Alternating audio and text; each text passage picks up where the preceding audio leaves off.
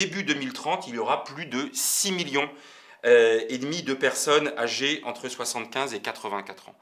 Alors, pourquoi se focaliser sur cette explosion de 49%? C'est un phénomène tout à fait inédit pour une tranche d'âge de 10 années dans le pays. Parce que cet âge-là, dans la pyramide que j'évoquais tout à l'heure, c'est celui des fragilités. Alors, bien sûr, il n'y a pas de borne d'âge. On peut être très en forme à 85 ans, mais allez, on va dire que c'est entre 75 et 85 ans que les fragilités physiques, la marche se ralentit, les fragilités, les pépins de santé, des affections de longue durée ou les fragilités psychiques peuvent commencer à apparaître.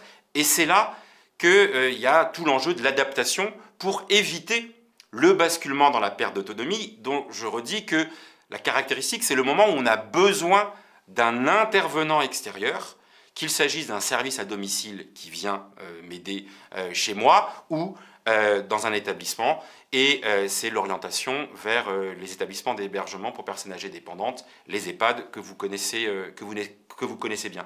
Mais ayez en tête, et c'est pour ça que cela vous concerne aussi, que au-delà de 80 ans, il n'y a que 20% des personnes âgées qui sont en EHPAD.